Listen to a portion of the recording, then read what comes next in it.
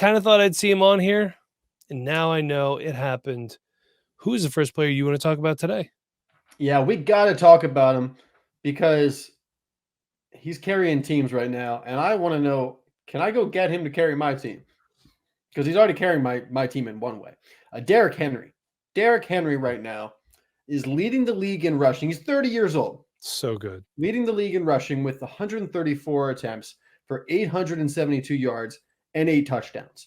Right now, he is on a historic pace to have over 2,100 yards, and he's not even getting the normal volume that he usually would get. The last time he ran for 2,000 yards, he had like 30 or 40 more rushing attempts by this point in the season and didn't even have this many rushing yards. He is on an absolute tear right now, and the combination of him and Lamar Jackson has helped the two of them so much with their production, their ability to keep defenses on their heels. The efficiency from Derrick Henry as a 30-year-old is insane right now. He actually has the most rushing yards ever through 7 games, Mike. This is extremely impressive. No one through 7 games has had 872 yards rushing before. Like I said, a historic pace for Derrick Henry, 30 years old. Doesn't look like he's slowing down anytime soon. So what is the trade value for Derrick Henry? I remember 2 or 3 years ago, we were talking about him coming near the cliff, and he's still going. So it might be worth investing at this point for another 2 or 3 years. Who knows? So current cost, Mike, a 2025 first, straight up. Take it. Let's do it. That's what I'm thinking too. I'll take the guy who's going to, win me a championship for a first round. You can take my 112. Yes. All right. Jordan Addison and Tank Bigsby or Derrick Henry. I really like Jordan Addison, but you can find Jordan Addisons in every draft class. I know people don't like when I say that, but guess what? It's true. And we like Tank Bigsby, but Tank Bigsby, there's still question marks there with just the Jaguars as a whole. I'm making this trade. Yep, me too. Jonathan Brooks in a second-round pick. We're looking at teams probably going in 2 different directions. Of course. I like Jonathan Brooks. You like Jonathan Brooks. You do. I got to see Jonathan Brooks. Got to see what he could do. Give me Derrick Henry. Yeah, I think this is a trade that actually works out well for both teams.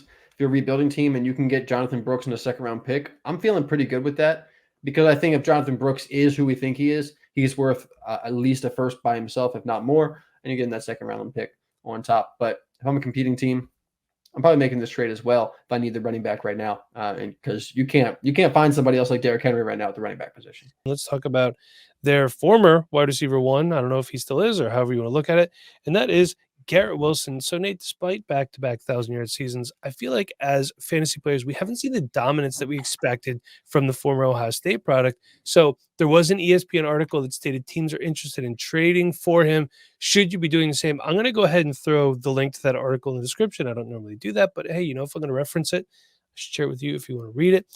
Mike Williams also drawing trade interest. So Wilson staying put is more likely. Interest is Mike Williams really drawing, though?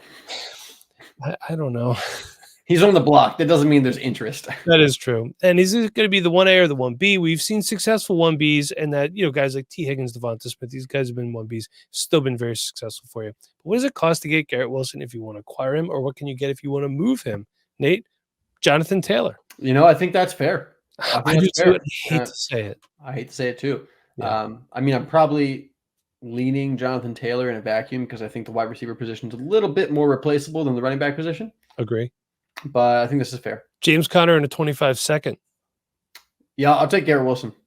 Yeah. Anytime I can get Garrett Wilson without giving up a stud like Jonathan Taylor or a first-round pick, I'm probably taking it. Yeah, aging running back, declining asset. Even though he's still playing really well, still you're getting younger, blah, blah, blah. Yeah. DK Metcalf in a 25-second. DK Metcalf also getting banged up this past week. Doesn't look to be very long-term or very serious. I believe it's a minor knee injury. Yeah, might miss a week or 2. Yeah. What are you doing here? I'm going Garrett Wilson here. I do love me some DK Metcalf, and he's having a pretty good year. Geno's looking his way a lot. That's something he didn't necessarily have through the first couple of years is a ton of targets. Yeah. He was always productive, but he didn't really get above 100 targets very often. But he's getting plenty of targets this year. So I think this is actually another very fair trade. But I'll lean Garrett Wilson. Yeah, I will too. And for reference, Garrett Wilson, the wide receiver 5 on the season, by the way, averaging 15.8 fantasy points per game. So, yeah.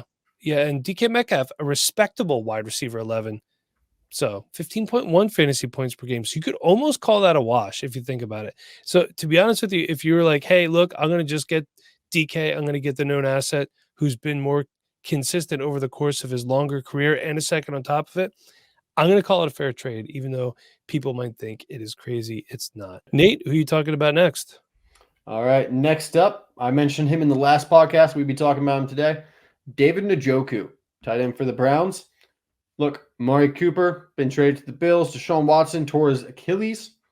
So David Njoku seems like the best receiving option at the moment. Yeah. And if Jameis Winston's coming in, I think I want that based on Jameis Winston's past performances. And I think in this last game against the Bengals, he saw 13 targets, ended up having 10 catches for 76 yards and a touchdown. We're also talking about a tight end that saw 131 targets last year. Yeah. The targets are going to come the rest of the season, especially after the moves that they have made. So I think David Njoku is going to be a tight end one. Then the rest of the season, I think that's pretty easy bet, to be honest. So what are we doing to go get him? Eric All in a second. I like Eric All, but by all means. This is why you go pick up Eric All when he's a 4th round pick. Yep. Because you put him with a 2nd round pick and you get someone that's going to start in your lineup. I like Eric All too, but this is the time that you move him. For reference, David Njoku is currently tight end 20. That's not going to last much longer. No. This is probably your last buy low window. Yeah, so I think that's a good trade to make. Here's another one, Mike, maybe a little bit harder. Michael Pittman Jr. or David Njoku. Positional scarcity. There's a lot of questions right now in Indianapolis. Anthony Richardson just not looking good. Joe Flacco.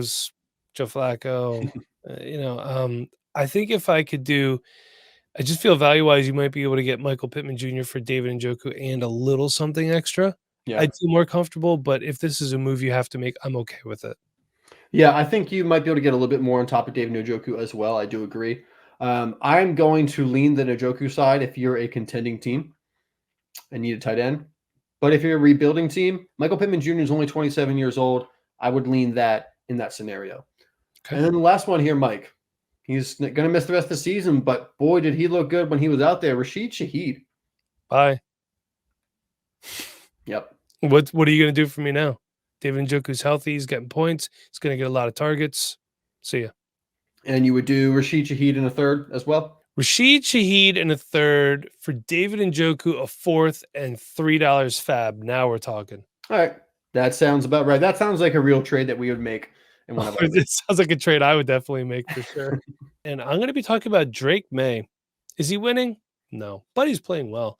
His last game, 26 of 37, 276 yards, 2 touchdowns, no picks, 3 carries for 18 yards. Look, we knew he wasn't going to be putting up a lot of numbers on the ground. That's okay. So a quarterback like Drake Maye, anything he gets you on the ground is a bonus. I'll take that extra 1.8 points, put on the stat line. Thank you, Drake Maye. Is this a good buy lowish window for the future of the New England Patriots? Well, what does he cost? Jordan Mason, Anthony Richardson, and a 25-second. Value-wise, I have to lean the package because I think value-wise it's there, even though I prefer Drake Maye probably straight up over Anthony Richardson at this point. I do too. If I'm just looking to unload Anthony Richardson, I'm holding Jordan Mason. I'm looking elsewhere to move on from Anthony Richardson. Drake Maye for Geno Smith, a 26 first and a 27 first.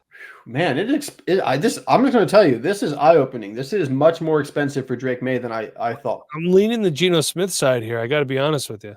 I am too. Two firsts in Geno. I like Drake Maye. I was a big fan of him before the season. But 2 games in, and I have to give up 3 firsts of value. I can't do that yet. And last one, I put this one on here just for you, Nate. Brian Thomas Jr. I can honestly go either way here. Me too. I could go either way. If you really need a quarterback, I'm fine. Moving Brian Thomas Jr. for Drake Maye. I do believe in him that much. But also, if Drake Maye is your quarterback 3, or maybe you have another quarterback and he's your quarterback 4, he's your 3, and you have a decent 4.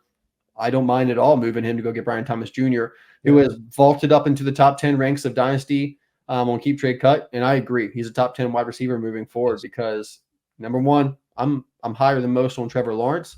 And based on how Brian Thomas Jr. has played so far this season, we're going to see a lot of production from him over the coming years. Nate, you want to talk about another Jaguar? I was waiting for this, by the way. I almost put him on the show sheet, and I'm like, I can't do that to my boy Nate. You knew I had to talk about him, so I saved him for last.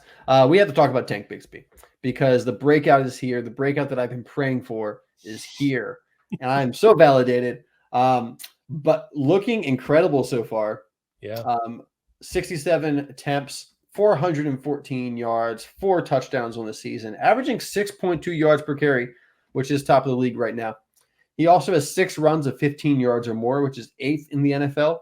He is looking very explosive right now and powerful because he's leading the NFL with 4.57 yards after contact per attempt, 4.5 yards per rushing attempt after contact. A lot of people are happy just to have 4.5 yards per attempt, let alone after contact. The only other running back in the entire NFL, Mike, is Tyler Algier to have at least 4 yards after contact per attempt. So Tank Bigsby is up there as one of the best right now after contact. And there's a lot of guys still in the NFL who are very good after contact, but 4.57 is pretty ridiculous. So he's creating big plays. He's powerful. He also makes people miss. Despite only having 67 rushing attempts so far this season, he is 4th in the NFL in missed tackles forced. He's doing a little bit of everything right now. The only one thing he's not doing is catching the ball. Only 2 targets, 1 reception for 28 yards. So Tank Bigsby, the breakout is here? Question mark. It sure seems like it. Travis Etienne, he's still around, but Tank Bigsby's been looking pretty good. So what are we doing here, Mike? 2nd round pick for Tank Bigsby. Yeah, you know what? I think if I feel like I'm competing, I'm gonna go ahead. I'm gonna make that trade. Yeah. You know, I probably paid a 2nd round pick for Tank Bigsby, and now he's actually showing up. I'll pay a 2nd round pick for Tank. All right. How about another running back, Joe Mixon or Tank Bigsby straight up? Give me Joe Mixon. Oh, man, I'm going to go Tank Bigsby. Yeah, I just feel like there's less question marks with Joe Mixon. When Etienne comes back and is fully healthy, they're going to want to get him in the mix. I feel like Mixon does not have, now that they got rid of that pesky Cam Akers down there, he doesn't have the competition for snaps that Tank Bigsby will. I do think Mixon will be very productive the rest of the season, but I've never been a big Mixon fan, and I love Tank, so that's why I'm taking him there. And then another one, Trey Benson in a 3rd round pick or Tank Bigsby? It's fair. I liked Trey Benson better as a prospect, but it's hard to ignore what Tank Bigsby is doing right now. James Conner just doesn't seem to want to go away for whatever reason. So give me Tank Bigsby here. All right, I'm on the same side. Got one last one here, and that is Carolina Panthers wide receiver Xavier Legette. Hey, look, he hasn't been great, Nate. We understand that, but neither is Carolina's offense as a whole. Versus the Commanders, 2 catches for 3 yards. On the season, though, 18 catches, 177 yards, and 2 touchdowns. I still believe in him long term. This is a really good buy window for a team that is not competing. In all likelihood, he was drafted in the late 1st, early 2nd round, possibly by a team that won the championship, had some extra picks. You could probably pry him away. But what does it cost to get him? Well, it's going to cost a guy, Trey Tucker, who's going to have a lot more opportunity now, and a 26th first. So essentially a 26th first for Xavier. Yeah, and a throwing player, basically. Yeah. Though I will say Trey Tucker has looked good in a couple of games so far this season, and you It's talked been about bad. him this offseason, so I did. good on you, Mike. We were buying them for 4ths in the offseason. So this is another kid. This is why you buy guys like that for 4th round picks. Then they have a chance to blossom and flourish, and you flip him. Unless you really believe in that player long term, flip these guys. So you do with the bottom of the roster, guys. I'm going to lean the package here, actually. I like Xavier Legette, but I paid a 2nd for him most likely. So if I can move that into a 1st and a throw-in player, I'll do it. Interesting. This should be an easy one. Daniel Jones. Yeah, I'm probably going Xavier Legette unless I'm a contending team and absolutely need a quarterback. But I'm probably going Xavier Legette. If you absolutely need a quarterback, I would probably rather get Jameis Winston than Daniel Jones right now. Yep. To be honest with you.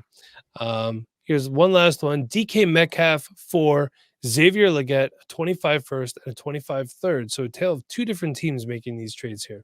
Yeah, definitely a 2 different team kind of trajectory here. But I'll bite. I'll do Xavier Legette in the 1st round pick and the 3rd round pick for DK. Yeah. If I'm not competing, I'll gladly make that trade